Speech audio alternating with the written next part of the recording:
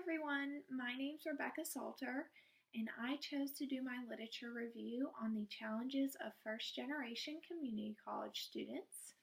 I was particularly interested in this topic because first generation community college students fall into many of the categories that define untraditional students.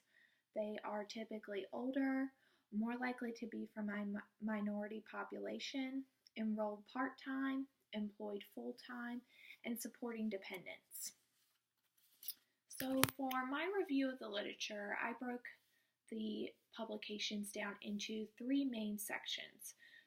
Those sections were who are first generation students and what challenges do they face, experiences of first generation community college students, and community college pathways to success for first generation students. So instead of kind of going into detail of each publication that I reviewed, I'm going to talk about the major themes that I saw come from the different publications. So the first theme that developed was that although there are many demographic and structural challenges that first generation students face, there's also this component of resiliency of the students. So some of this resiliency was displayed in, I think it was about 4 or 5 out of the 10 articles. And some of those examples were that performance is similar to that of non-first students after the first year of enrollment. There were development of certain coping strategies for success. And there are strong motivations to attend post-secondary institutions despite the many challenges. So it's easy to look at and focus on all the challenges that this population faces, but I think it's also important, and the literature showed that this population is very resilient. And kind of building on this theme was that the notion that education professionals should shift from a deficit model that focuses on the student's shortcomings to one that emphasizes their assets. So I found this to be extremely interesting and something that I had not really thought of. But I really think it is important to look at the unique attributes and characteristics and successes of this population instead of focusing solely on the challenges. So although the challenges must be identified and understood in order to understand this population better and target programs, it's also important to highlight the resiliency and the successes of these students. So the next theme that developed across the literature, and probably the one that most interested me, was the impact that life experiences, parental education, and social capital had related to first generation community college students. So the literature really showed that life experiences do have an impact on college readiness skills. There are differences in outcomes, views, and experiences related to the parental level of education, and there is an emphasis on individual characteristics leading to success rather than utilizing support resources or institutional resources among first-generation community college students. So I found these findings very interesting, and mainly just because it shows the complex interplay that is happening between relationships and then the influence they can have on success.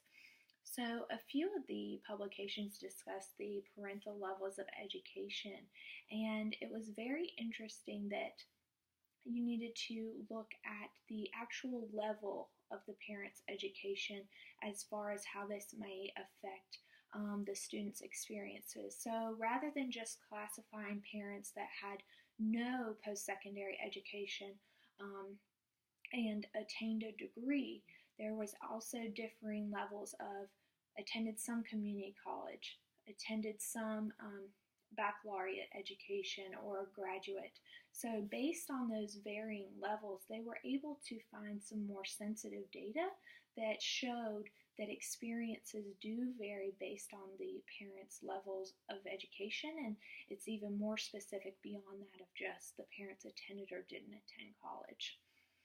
And also another article that very much interested me was related to the social capital of these students. And it was very interesting that most of the time these students felt that it was their individual characteristics that were going to lead to success in the program, and a lot of the burden was faced internally on themselves rather than utilizing support networks or creating relationships or using resources on campus. And so this really tied back to the fact that a lot of times parents are of these students, although they're able to provide maybe some general support and encouragement, they're not able to provide much guidance as to how to navigate through this transition. So this was just something that was very interesting to me. And the third theme that I identified was that, as many of us know, first generation students are in fact different from traditional students, and the pathways to success need to accommodate these differences within the community college area. And some of the ways that the literature said that these programs could be accommodated or created to help these students was through entry and exit flexibility. So that's providing multiple pathways to success. So the piece of literature that I really enjoyed on this topic was a case study that looked at how one student maybe started in a program, left to work full-time, but then wanted to re-enroll in 2 years. The program actually was flexible and allowed him to do that. So just some kind of looking at programs from that different perspective, and the perspective that first generation community college students aren't going to be your typical traditional 4-year student that's going to go straight through necessarily. They might need have some different patterns of enrollment, and these programs should be flexible to that and show them their options so they can help with both their educational and career goals down the line. And another aspect that kind of ties back to the social capital theme and the influence of relationships is that programs need to offer mentor and counseling support systems to these students, because there is a component lacking from that family support. And the research really showed that these students are placing the burden of success primarily on themselves, and they're not necessarily looking at the outside resources and relationships that could assist them.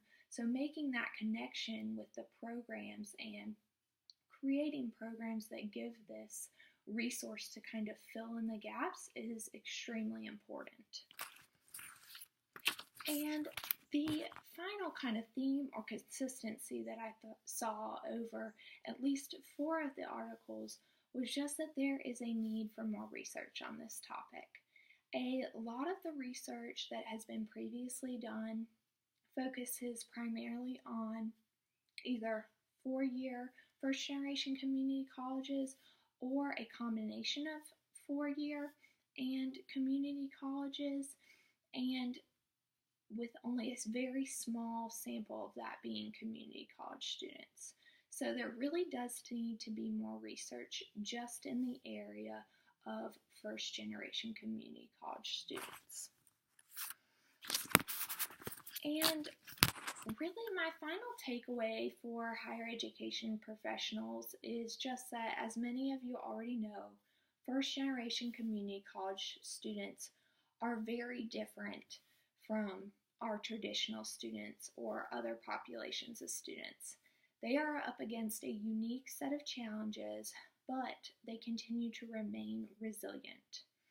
And as practitioners, we should understand these challenges, but we should also shift from a deficit model approach to a focus that looks at the successes and the assets and the unique attributes that these students bring to the table.